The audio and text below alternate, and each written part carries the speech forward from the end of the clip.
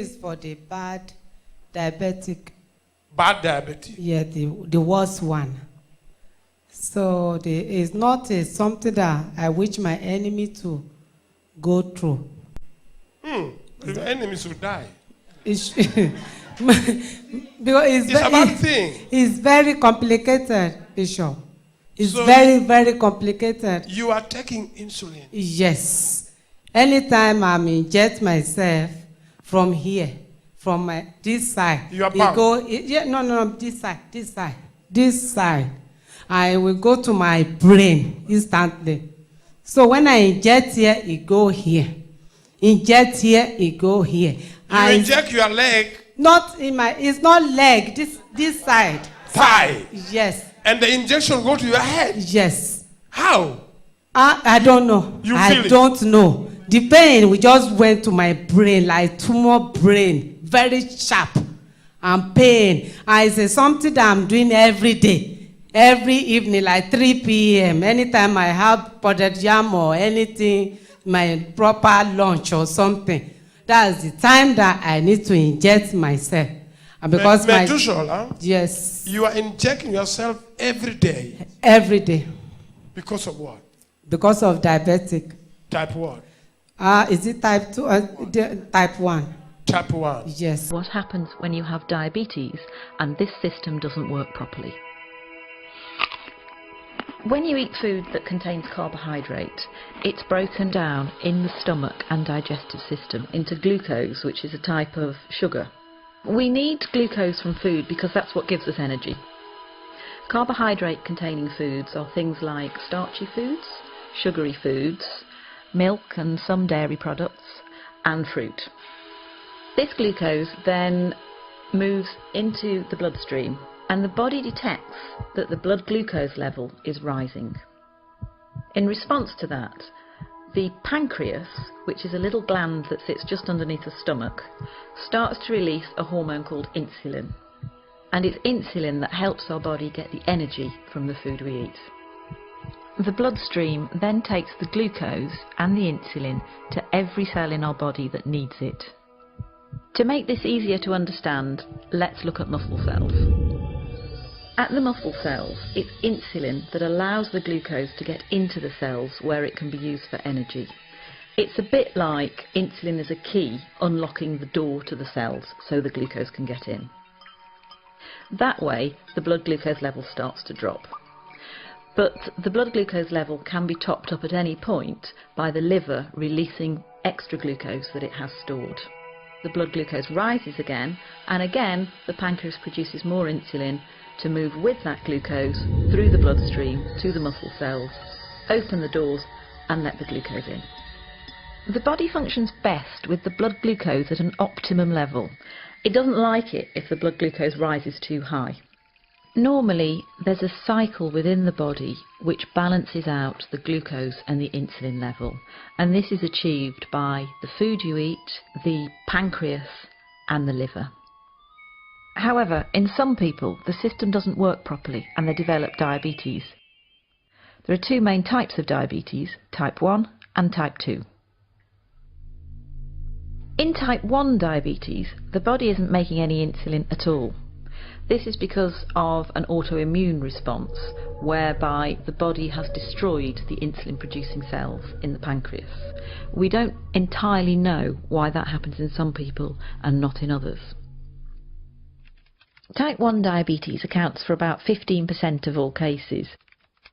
It's most often found in the under 40s, and it's by far the most common type of diabetes found in childhood. In type 1 diabetes, the carbohydrate containing food is broken down into glucose as normal. That glucose then moves into the bloodstream. Normally, the body would produce insulin to let that glucose into the cells, but in type 1 diabetes there is no insulin being produced, so the glucose can't get into the body cells at all. So the level of glucose in the blood rises and rises. The body tries to lower the level of glucose, it tries to get rid of the glucose through the kidneys. That's why people who have undiagnosed type 1 diabetes tend to go to the toilet a lot to pass urine. As the kidneys filter the glucose out of the blood, they also take a lot of water with it. So the person with diabetes will get very thirsty.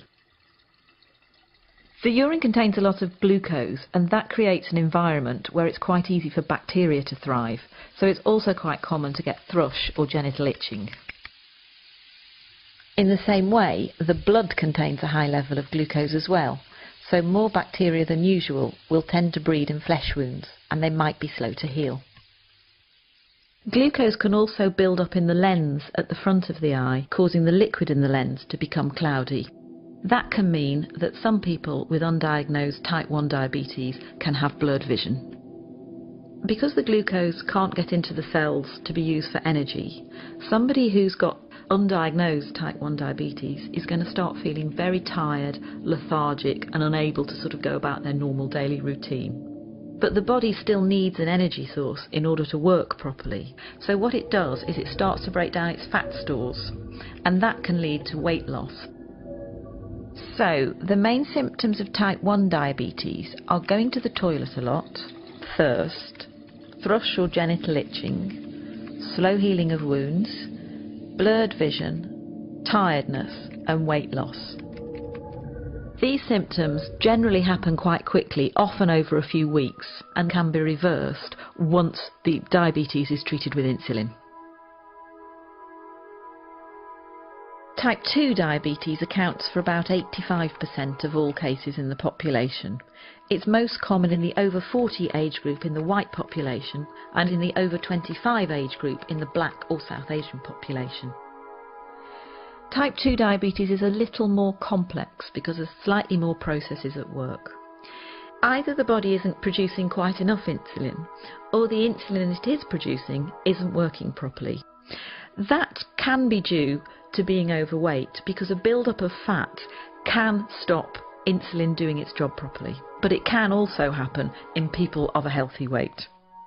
So in type 2 diabetes, the carbohydrate-containing food is broken down into glucose in the stomach and digestive system as normal. That glucose then moves into the bloodstream. The pancreas starts to produce insulin, which moves with the glucose through the bloodstream to all the body cells which need glucose for energy. However, the glucose can't always get into the cells because the locks to the cell doors have become furred up with fat deposits. That means that the insulin can't open the cell doors properly. So the level of glucose in the blood continues to rise. In response to this, the pancreas produces even more insulin. So the blood glucose levels continue to rise and the insulin levels continue to rise.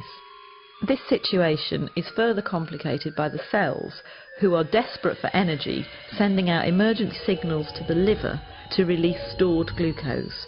The blood glucose level goes up, and the pancreas produces more and more insulin until it can't cope anymore and eventually it wears out. As with type 1 diabetes, the symptoms of type 2 diabetes are going to the toilet a lot, thirst, thrush or genital itching, slow healing of wounds, blurred vision, tiredness and weight loss in some people. The symptoms for type 2 diabetes come along very slowly, and some people don't have any symptoms at all. So for that reason, people can live with type 2 diabetes for up to 10 years before they realise that they have it.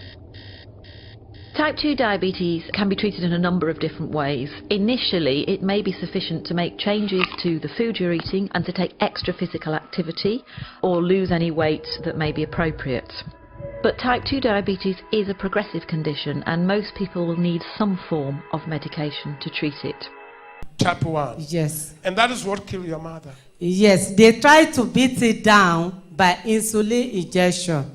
And after that, it takes me about 1.5 years before they can control it to that level. After that, I've been given tablets to control it.